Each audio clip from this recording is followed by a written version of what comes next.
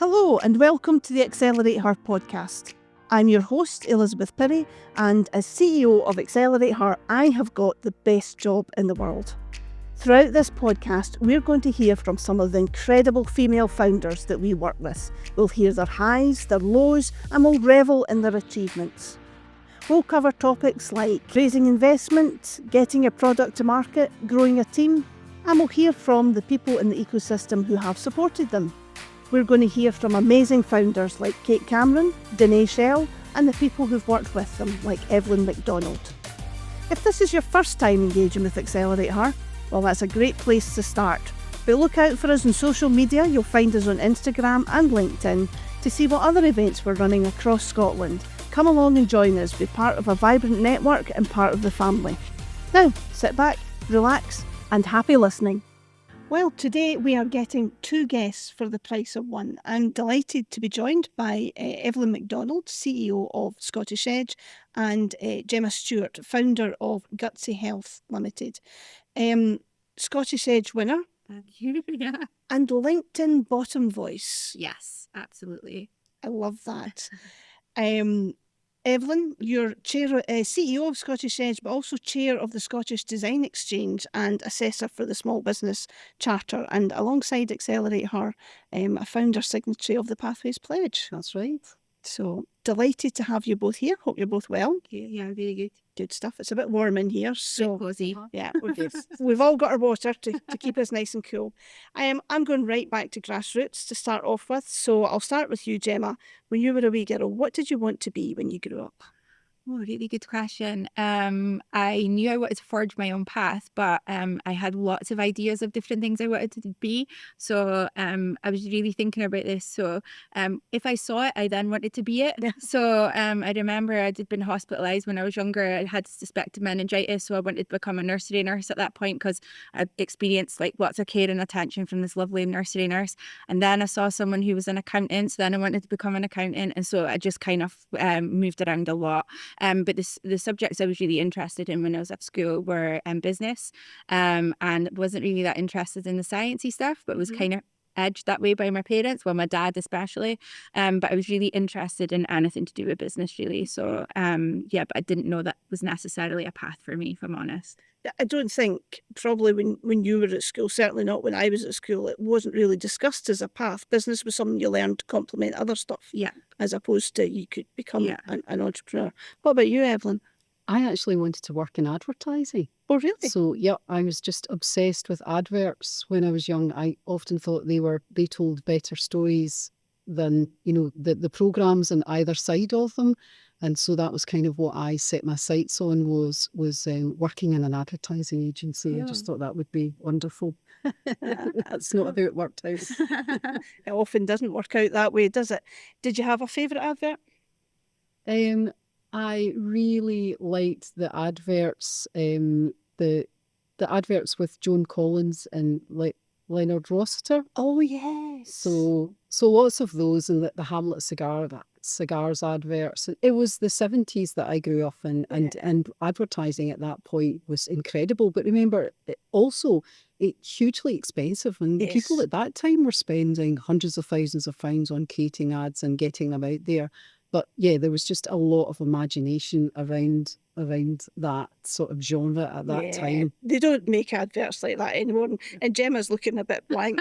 You're too young to remember Hamlet cigars. You wouldn't have been around for Hamlet cigars. I remember Hamlet cigars, but I also remember like it being phased, like the period of time when it was phased out. There was no like smoking and then alcohol. Obviously, they've changed like the legislation around that as well. But yeah, Hamlet cigars, I do remember them.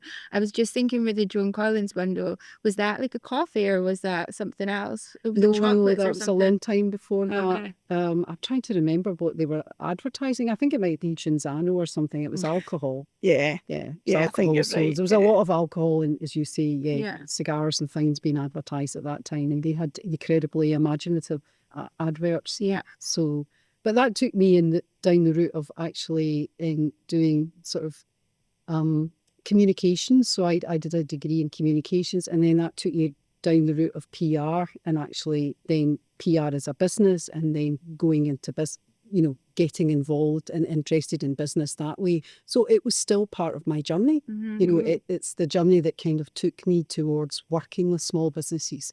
So look back and still, you know, feel it got me there in the end. It got you there. It got me into the right thing, as it turned out, because I've been doing this for 35 years now, working with entrepreneurs. Okay. I've also done a degree in business. I did my not degree in business, a degree in communications. I did my master's in comms. After working for a few years and not really knowing what I was doing, then I had a bit of a squiggly career, and then found myself writing down all the things I wanted to do at that point in time. Just really interested in communications and making complex things easy for other people to understand. Absolutely. And that's what was guiding me there. And that sciencey stuff that your dad kind of pushed you towards, and you probably don't want to admit it on a podcast in case he listens, but it has helped you, hasn't it? Yeah, definitely. It was, I guess, like, your parents sort of do know best, as much as I don't want to admit it. Like, I just had this interest at school, as I wanted to do a bit of everything, and my dad really thought it was important for me to do some sciencey based subjects. So I remember doing physics and chemistry. I didn't love it at the time, but glad it's helped me now.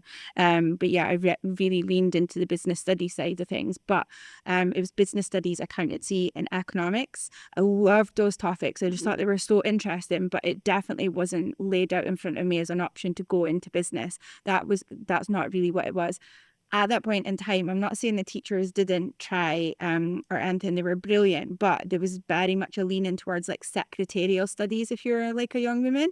And like, yeah, I'm really glad I didn't go down that route. Not that there's anything wrong with that, but I just think I could have been pigeonholed into being a business administrator rather than an entrepreneur, which I've eventually come, but have come to a little bit later in life than you know, some of my young counterparts that I meet, and I think they're doing amazing things. I'm so proud that they're like willing to take the risk and do it now.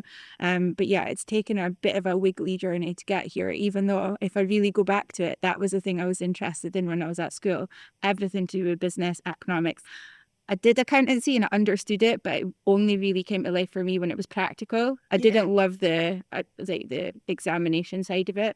But if sometimes we'd get like a real live example and I could really live and breathe it. So I loved that.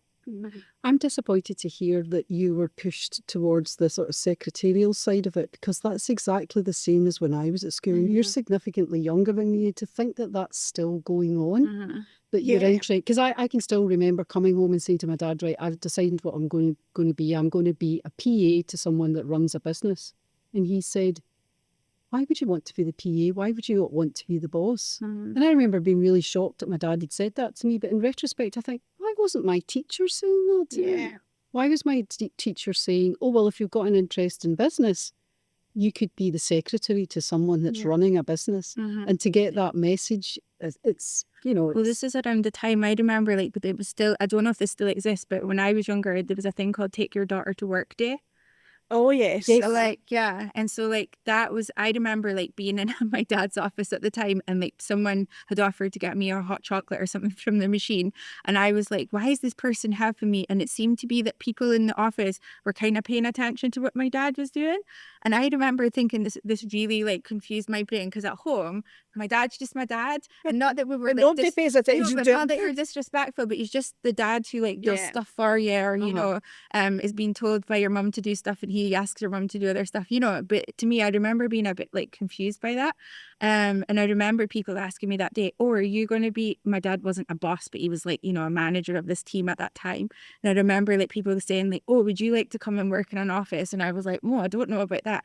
And that's what that time was. So it's just interesting to now think about that, because I literally forgot it until you mentioned it. But yeah, bring your daughter to work day. Yeah. Like, Oh, I hope that's changed think now, it because has. that's Oh, I exactly really what I hope was it's going to changed pick up on. You know, I did accountancy at secondary school, and it was, you know, you could be a bookkeeper.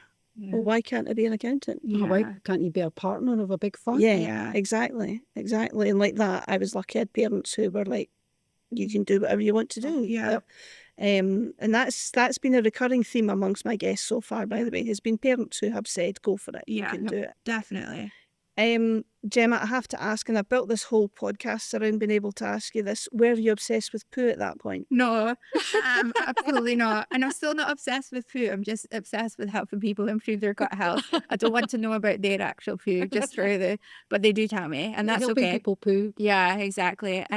So yeah, I would have had a lot of embarrassment and discomfort about talking about any bodily functions when I was younger. And even up until I started the business, like I was still uncomfortable when I started the business talking about some of the things. And it's only through repetition, talking to other people, that I've got way more comfortable with it. Like I remember some of the first pitches I did that still get shy and embarrassed, not just because it was the first time I was standing up and talking in front of people, but also just like the topic, like it is a bit shameful about digestive ill health and like the bloating, inflammation, and talking about like bowel regularity and like stuff like that. It still sometimes makes me giggle, but it also makes me giggle of like, oh, why is this embarrassing? We all do it. We all do it. Yeah. But I guess there is some topics that we all still, it's you feed off other people. So if they're uncomfortable as you're talking, it does sort of like make you do that like discomfort too. Yeah. But yeah, I'm pretty comfortable about talking about pretty much anything at this point. Since I've taken up running, I've found that I very quickly get round to talking about poo with people. So it's, I guess, either you go into business and you can talk about it, or you run and you can talk about it.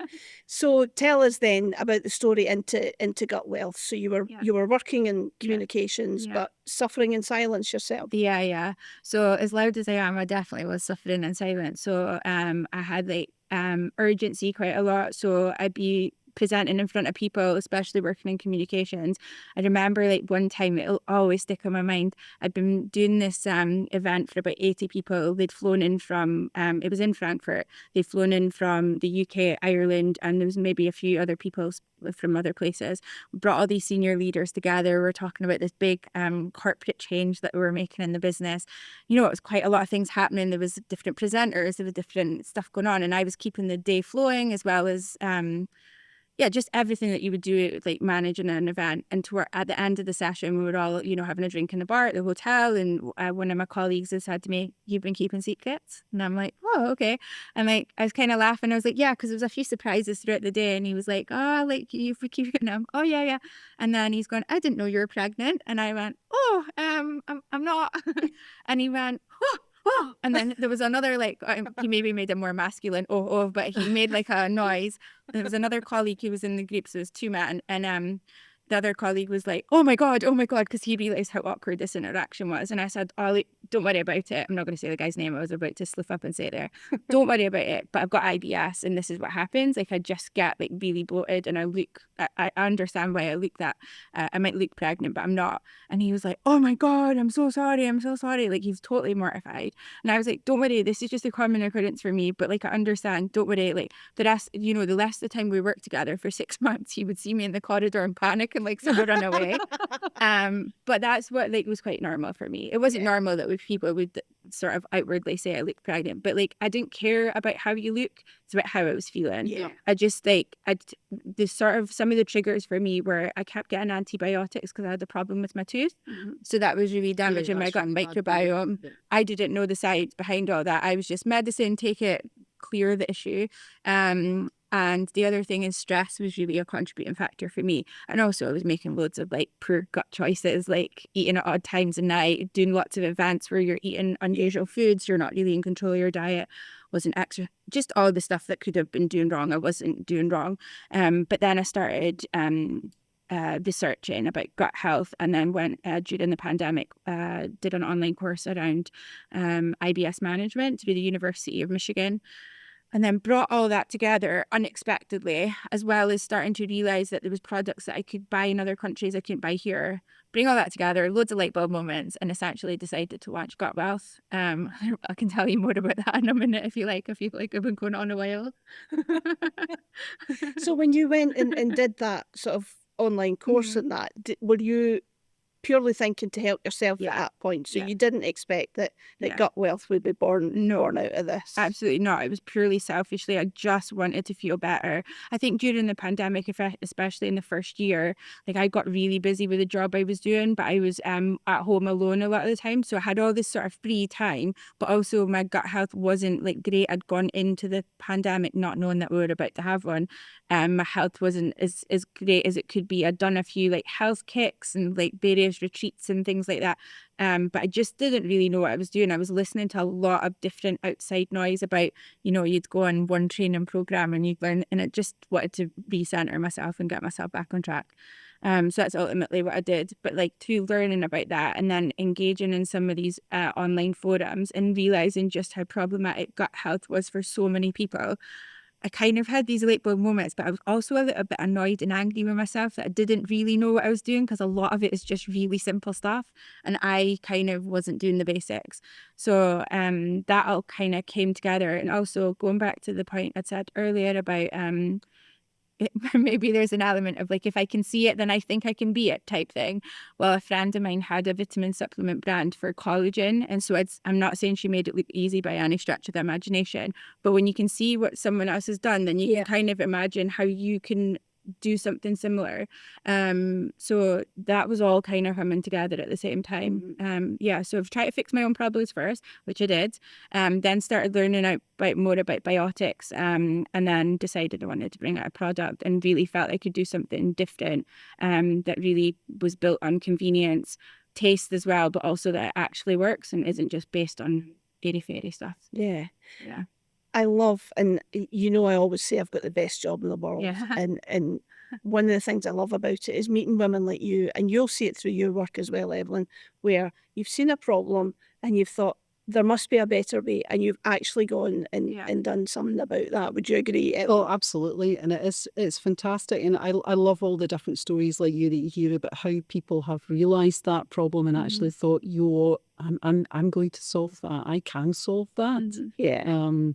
And then take and we know it's the difficult step of going into business, and trying to work out how to actually take it forward and support other people. Yeah.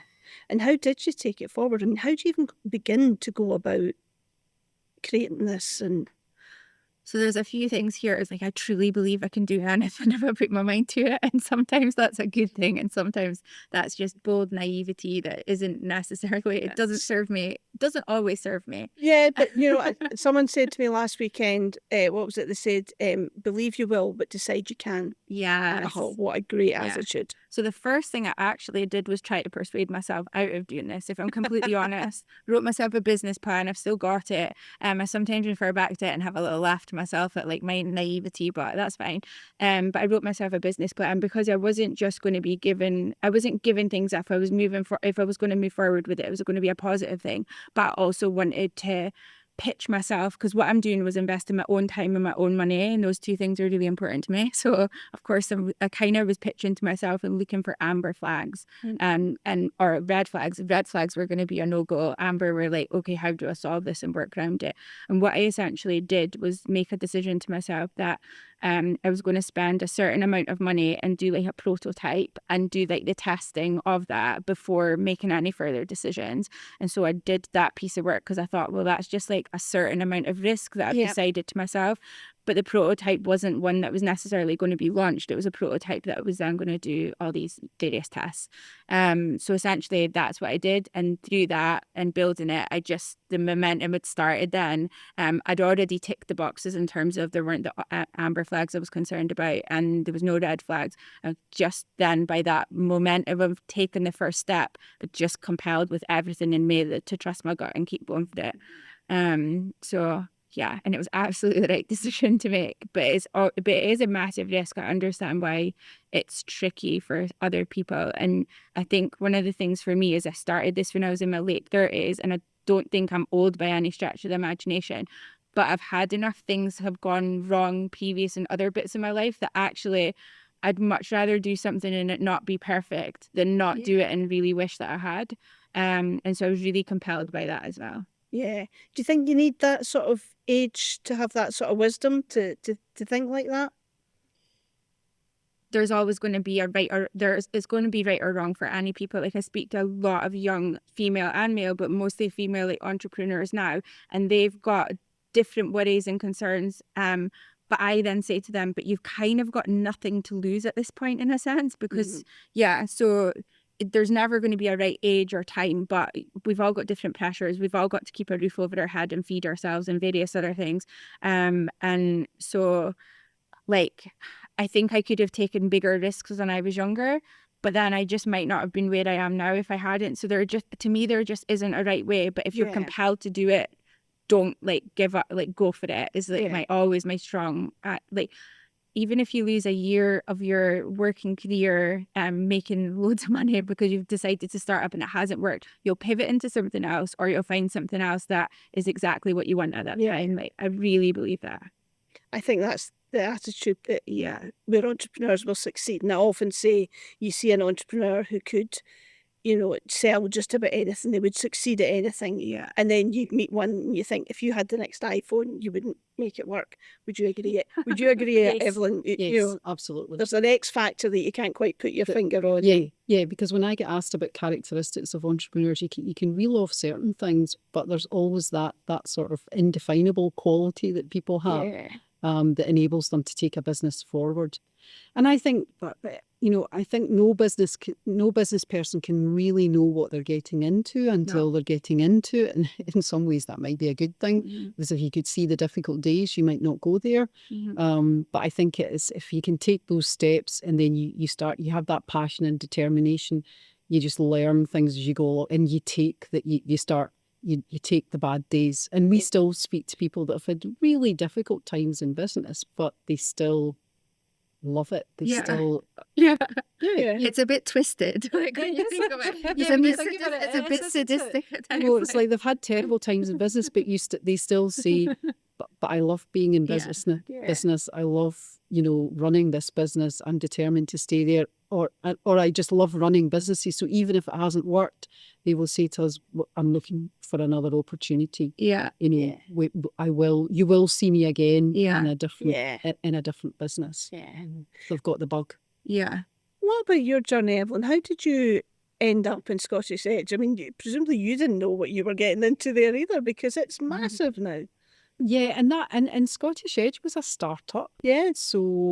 So I had spent a long time working for an organisation called the Princess Scottish Youth Business Trust. So I could talk a lot about young people going into business and the process of going into business as a young person and the challenges that brings as well. So I had started with Princess Scottish Youth Business Trust as an assistant regional manager, then a regional manager. Then for about 10 years, I was the director of operations. So I ran a network of regional managers that covered the whole of Scotland. We helped around 600 young businesses a year. It was a big organisation. And then I came out of that. When I had a family, the director of operations job wasn't one I could have done. I couldn't have done it with kids. There was a lot of travelling with it. Obviously, with 18 regions, you were out a lot. There was a lot of events. There was a lot of overnights. So when I'd been in that role, had thought that there was an opportunity for the trust to give follow-on funding. So we agreed that after my maternity leave, this was a very forward-thinking organisation that I was in, that I would come back and, so I would pass on the job to someone else, and I would come back and look into secondary funding for the businesses that had been supported by the trust. And to cut a long story short, I did 6 months worth of research, took 6 months to set up a fund, and I set up a fund we called the Growth Fund. So it was Princess Scottish Youth Business Trust Growth Fund. And I then ran that for 10 years, and that gave me a chance to work out how to deliver a revolving loan fund, because essentially what we did is we made loans between 10 and 25k, and the money was then recycled within the loan fund, so that we started building up the assets, and we started building up the money to continue to deliver support. And obviously I learned a lot in there about what support businesses needed, what alumni engagement was appropriate, and what mentors were needed, how to run panels, all that kind of thing. And then Scottish Edge got started in 2013 at Scottish Enterprise. It was an initiative of John Swinney's, He had actually tasked Scottish Enterprise with coming up with a competition to deliver chunky sums of money into early stage businesses in the hope that that would help them to grow and create jobs. And I got involved as a judge. So I started judging in the I think I judged in rounds 2, 3 and 4. And then in round 3, I approached the government and said, because I was, my if you like, area of expertise was young entrepreneurs. I asked the government to set up Young Edge, and they said, okay, we'll give you a budget and you set up Young Edge and run it alongside Scottish Edge. So I did do that. And then the job came up for Edge and I applied for the job and got the job, took the Young Edge competition into Scottish Edge. Yeah. But what had actually happened is the competition had been run for 4 rounds at Scottish Enterprise. They'd done a fantastic job of it, but then they pushed it out to the private sector. So when I started, I had a competition, I had a website, and I had the promise of money, but I didn't actually have anything else. So like any new business, I had to take on employees, I had to get an office, I had to get an IT system, I had to get an HR, all of that sort of stuff. And also when Edge had been running at Scottish Enterprise, it had been grant only, and I had to introduce loans. Yeah. So right from the off, we were now lending to businesses, and we had to create a loan book. The other thing was I only actually had money for 3 years. So they basically said, we've got this cash, see what you can do with it and see if you can keep it going. And fortunately, we're still here 10 years. I think you succeeded at that task. I think we've done that.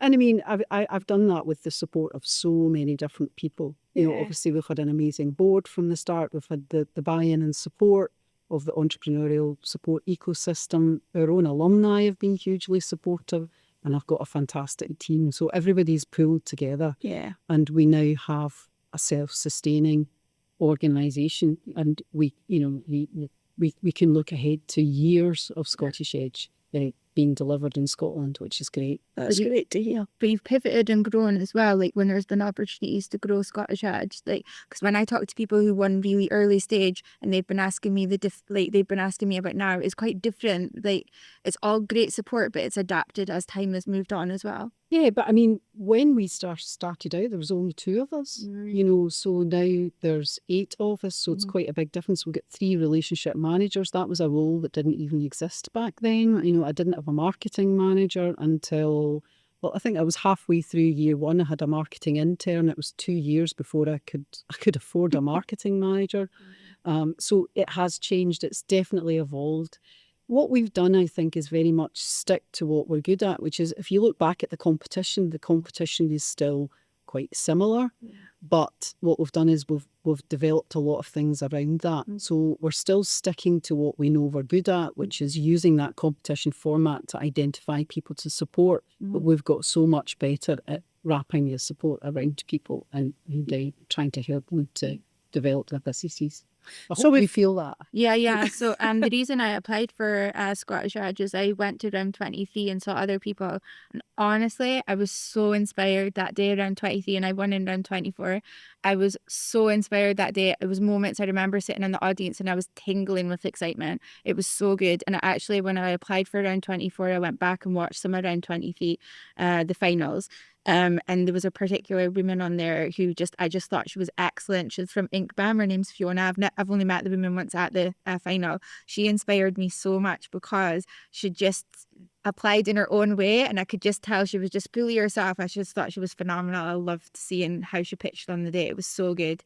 Not perfect, but brilliant at the same time. Yeah. And I just loved that. And I thought, amazing. if I can see, again, maybe there's a theme coming through. If I can see it, then I believe I can do it as well. It's definitely a theme coming through from all my guests, actually.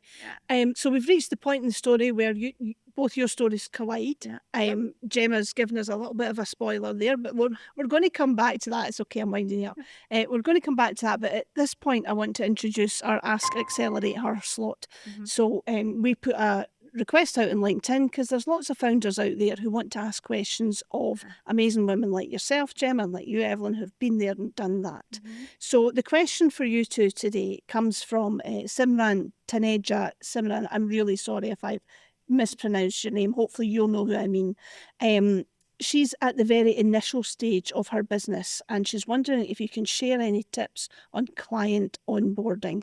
And I know that's you've been deep in that, Gemma, so I thought you would have some great tips for her. Do you know what kind of business she has? She hasn't said what sort of business, no. Yeah, because I was going to say that, because I think if it's different if you're doing, for example, if you're onboarding clients where you're direct to consumer, that's different than if it's, for example, enterprise clients. So if I look at from my business, obviously what I do is onboard sponsors and support partners. And I guess my advice on that, and you can either deal with the direct to consumer, is that it's about building a relationship. And also you have to accept that these things take time. Yeah. And you have to build that into your cash flow. So you have to get to know people, you have to work out what they're looking for, and you have to meet with them. You have to find out the right people to speak to. So it's about building that relationship and selling to them, making sure that you have got something they want, and then building that relationship so that you can close the deal. Yeah. But that's obviously entirely different than if you're actually reaching out direct to consumers. So pass over to you, Gemma.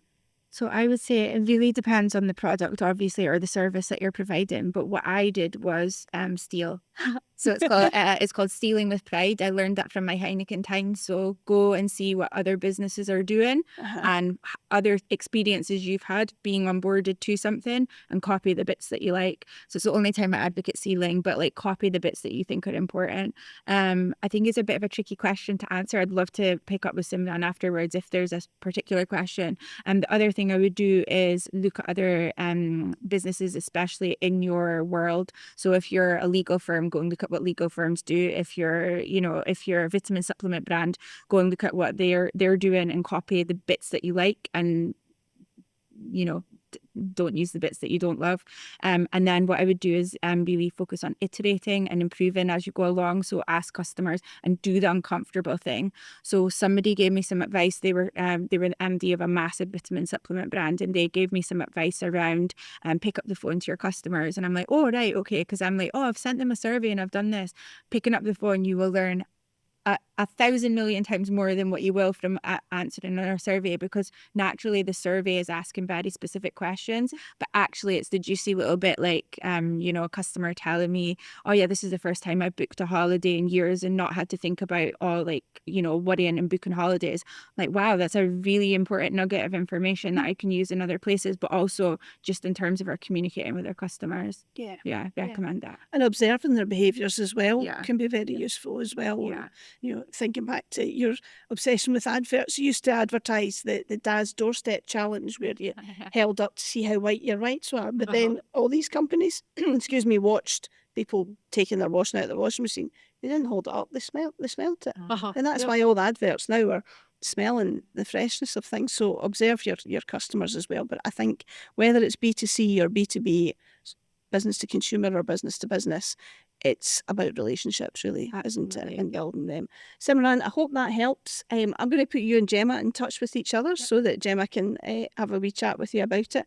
And if anyone else has got any tips for Simran, please email in podcast@accelerateher.co.uk.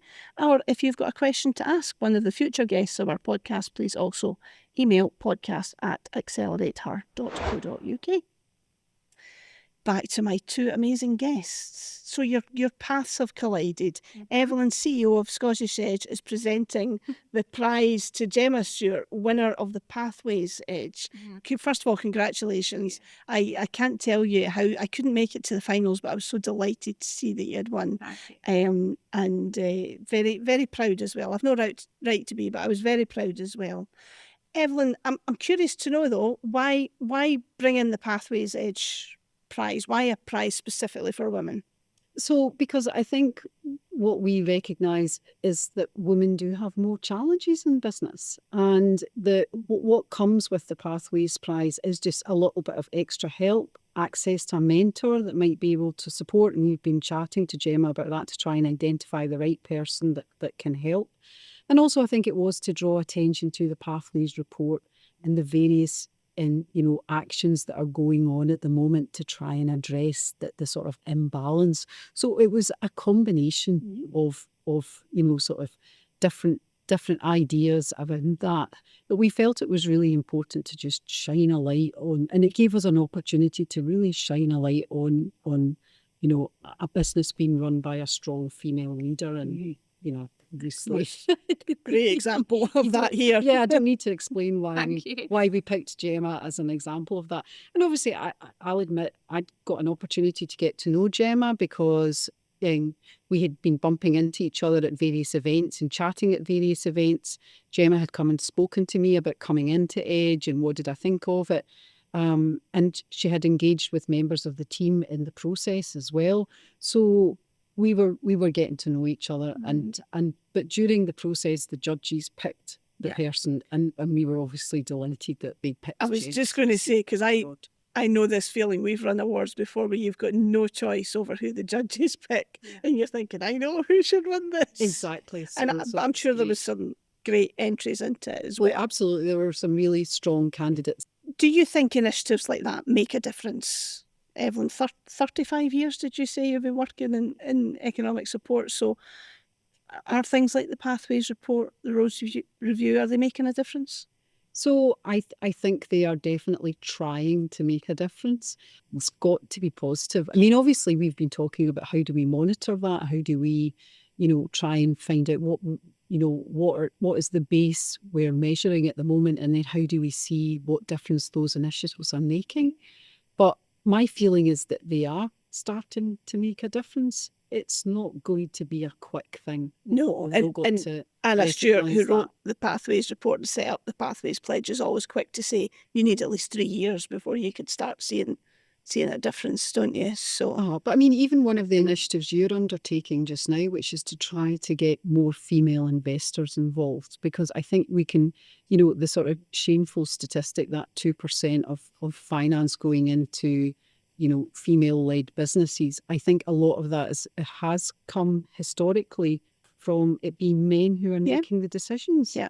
And it's not going to be a quick change. It's going to take a bit of time to get more female investors involved and get them comfortable with investing.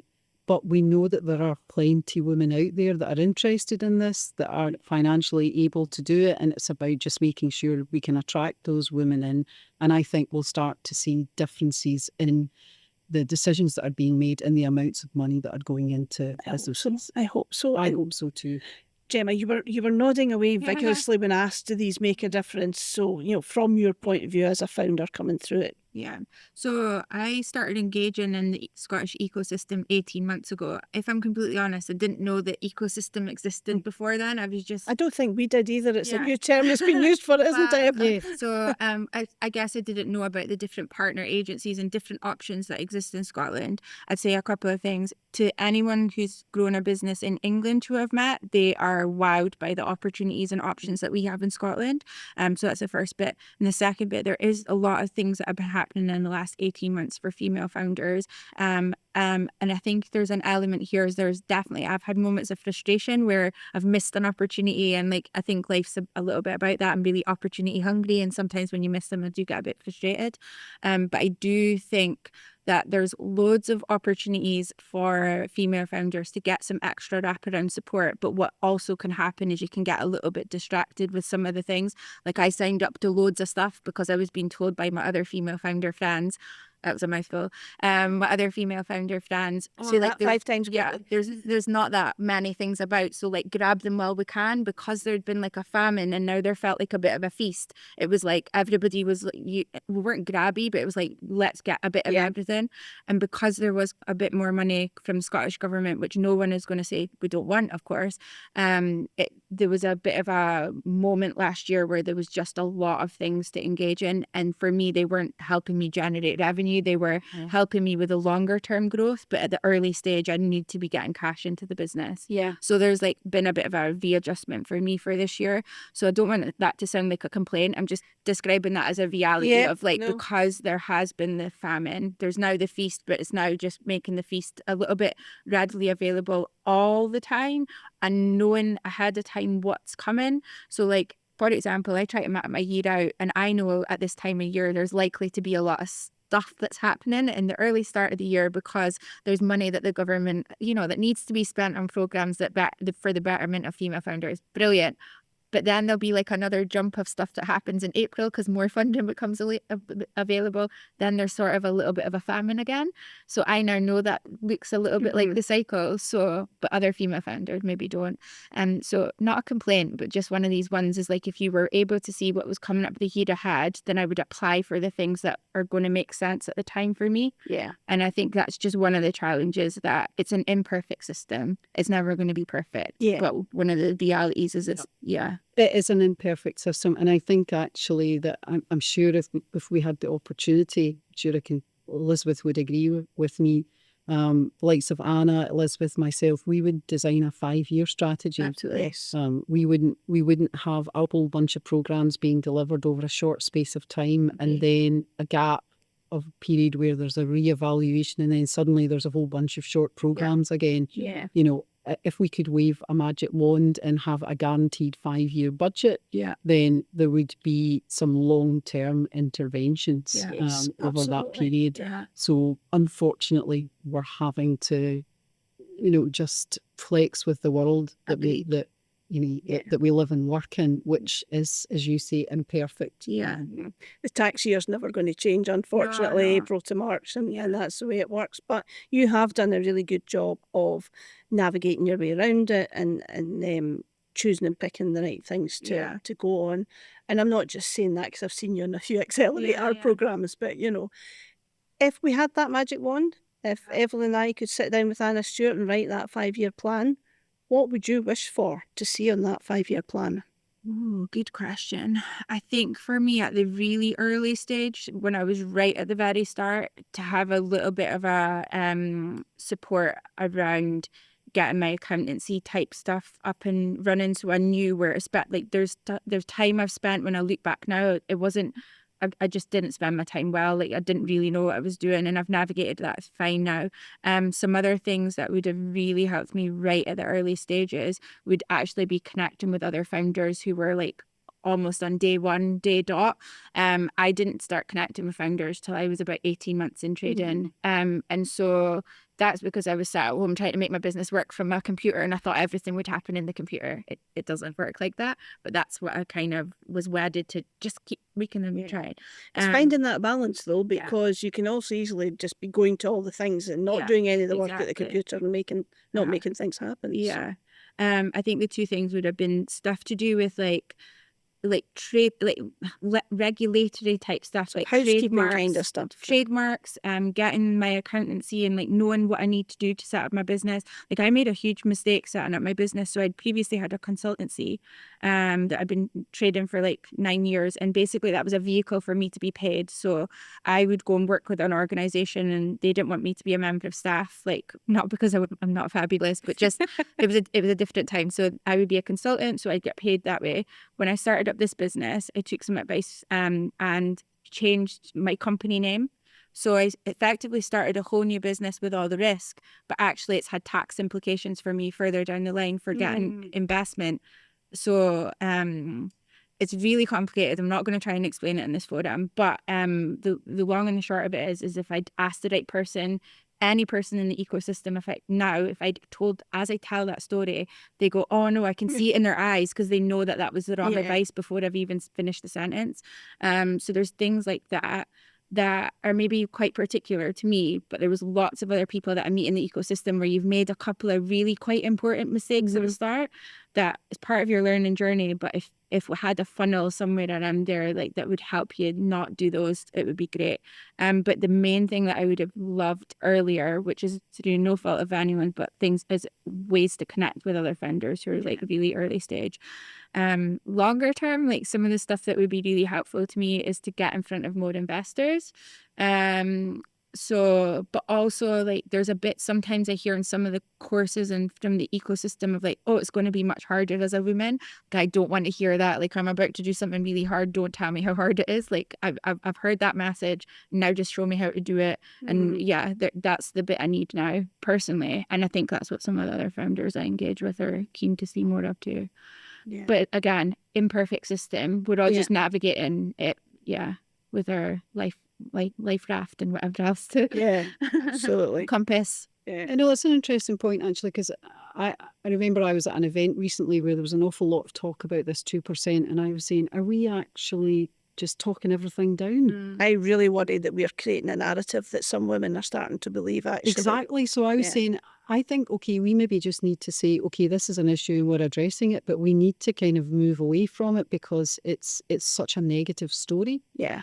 And also we've got to look at it as the past and not what's going on now and not what's going on in the future, because we've already started addressing it. So I think harping on about it all the time can actually, I mean, I was thinking, I was at this event and it was a fantastic event, but I think if I'd been an entrepreneur in the audience, I would just have left feeling depressed. And we do not want to be doing that to people. We want to be positive and upbeat, you know, and we know it's an issue. We know there are issues, but we are working to change. And that's the approach that we should be taking in the narrative we should be putting out there. But one of the funny things I do think about this world is like, see, when I had like a normal job, when I worked in a company, like nobody really knew what I was doing day to day. See, now that like I'm public and I'm out there and I've got a product and stuff like that, I had never really experienced anyone telling me I couldn't do stuff before. It just wasn't in my world. But I hear stuff like that all the time now, and they're not meaning it. It's just people, they'll be like, oh, you're seeking investment. Do you think that's going to be hard? Oh, you're wanting to launch into that market. Oh, like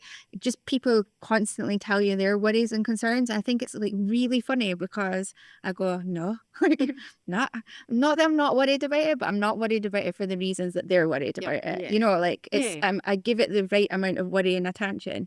But I think it's really funny, like they're doing this, you're out there, so you're going to hear noise. And one of the things I would sort of say to other entrepreneurs is like, that noise you've got enough noise in your own head, like listen to the important stuff. But that 2% noise hasn't been helpful for me. That's probably what put me off doing an equity raise last year. And ultimately it was right decision for me, but I wasn't doing it because I had noise about it. Yeah. That's why I want to tell the stories of successful founders. I mean, let's remember that only about 6% of UK businesses go for investment at all. So, you know, there are other ways to grow your business, but I want to see more research into, you know, we have heard studies where women who get investment do more with it. Let's do some more research into that and start telling the positive stories. Yes, it's a problem. We need to do something about it, but let's not just look at that. Let's look at the positives. Ladies, I could spend the rest of this afternoon. You know, you've got me on my soapbox. I think we're all standing on it together. But I'm going to draw it to a close now. Before we go on to finish with our quick fire questions, Gemma, you've had your product sitting in front of you there. Just briefly talk us through it. Okay. So this is Gut Wealth liquid supplement. It comes in packs of 14 and 28 and so on. You can do the maths. I'm not going to tell you. So it's a 2-week pack. It comes in a 14 pack, and it's essentially a liquid supplement for people with digestive health issues. So if they've got discomfort, they've got irregular bowel movements that nobody wants to talk about, if they've got bloating, this can really help with that. So I really designed it with convenience in mind. So I'll show you how easy it is to take it. And I know this is a podcast, so not everyone's going to see it, but this is how long it takes to take it. And she's literally just ripped the top off and she's pouring it into her mouth now. So no mixing with water. Not sure how long that took, a few seconds. So yeah, it's built for convenience. It tastes good. It's like a citrus flavour. Some people I'm not going to say what it tastes like because there's probably a trademark issue, but it tastes like a very popular children's orange drink. Also that it works, so it's got a postbiotic ingredient, so it can calm digestive upset, improve your bowel regularity and reduce bloating. All the things that were important to me when I was building the product, but obviously now got thousands of customers that are enjoying the benefits. So our typical customers are people who have either diagnosis of IBS, IBD, or they're frequent travellers and they have a digestive upset.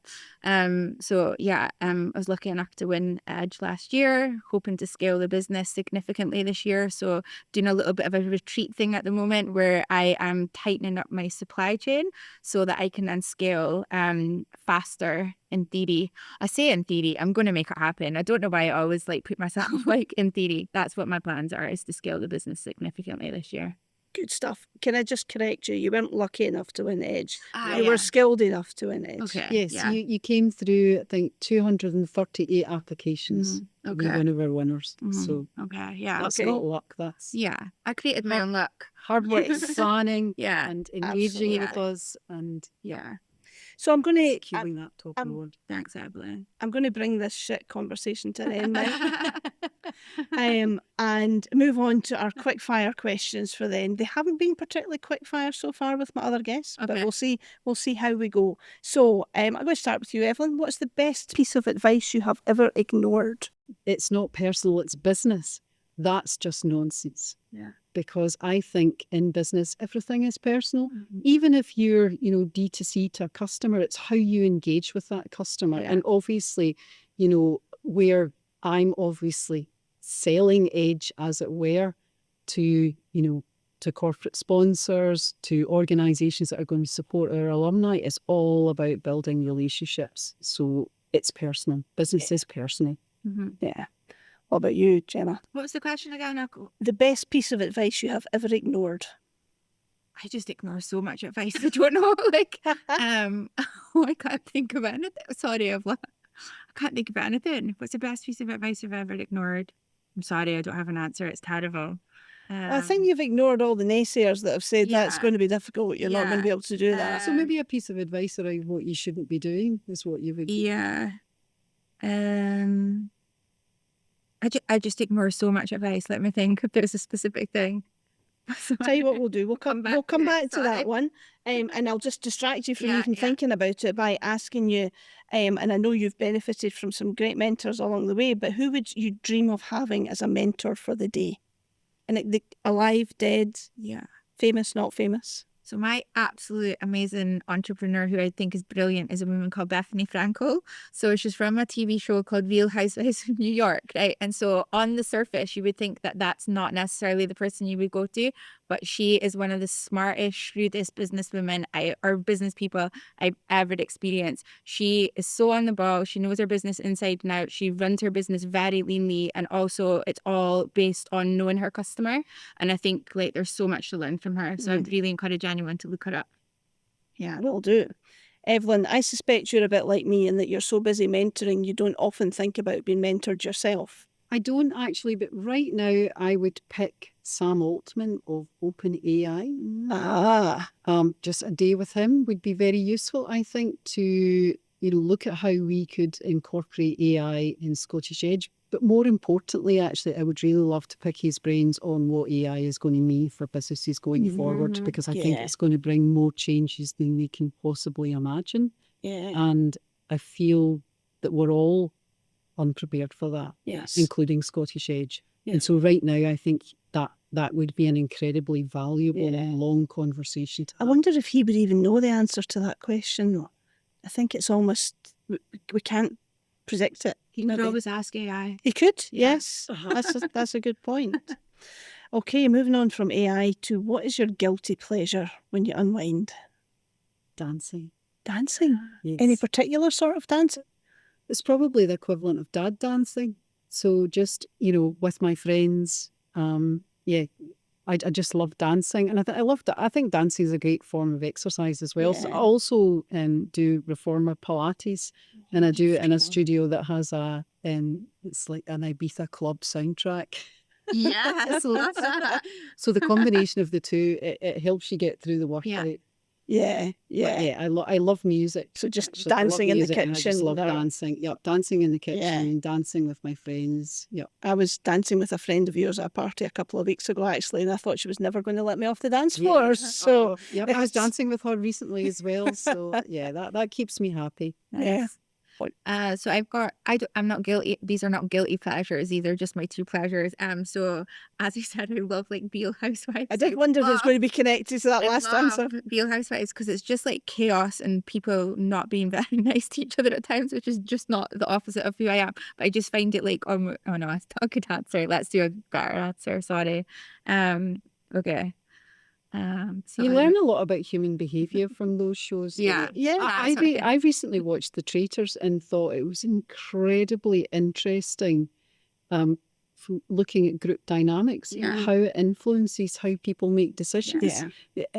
And actually, I was looking at it from the point of view of how judging panels make decisions at age. Because sometimes we have to be careful that one judge doesn't over-influence the other. And watching the traitors, it was really interesting to see how easily that can happen. How groupthink can just take over. And I think it's true when you watch any kind of reality TV show, you learn a lot about people and how they respond in certain situations. And like I love like the fascination of like they know they're being followed and watched, but it doesn't modify their behaviour. Like, so they still do these crazy things. I find that interesting. So my pleasures, my two guilty pleasures, if you want to call them that, is one, like I love all of the seasons of the Real Housewives of all the different cities in America. I watch all of them and I speak to one of my founder friends about it every week.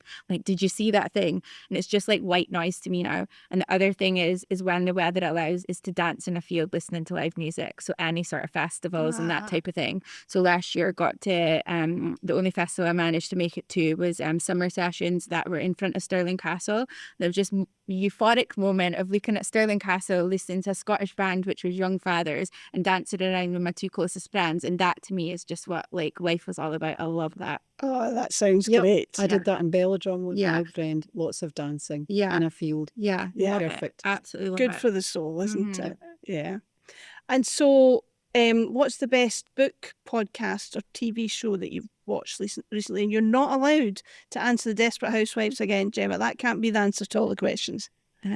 So there's a book I'm reading at the moment, or it's an audio book I'm listening to. It's called 10x. So it's all about the theory of stop aiming for 2x, aim for 10x. And so I've been listening to that, but haven't quite got into the crux of it yet. And it is a little bit like in terms of the content, but I'm listening to that and I'm really like sort of reevaluating some of my thinking. So I'm not trying to double the revenue this year. I'm trying to do more than that, because it's going to help me cut out some of the activity that I'll move the dial a little bit forward. But I want to stop doing those activities. I want to do the big chunky pieces so that grow the business. Excellent. So I've been listening to that.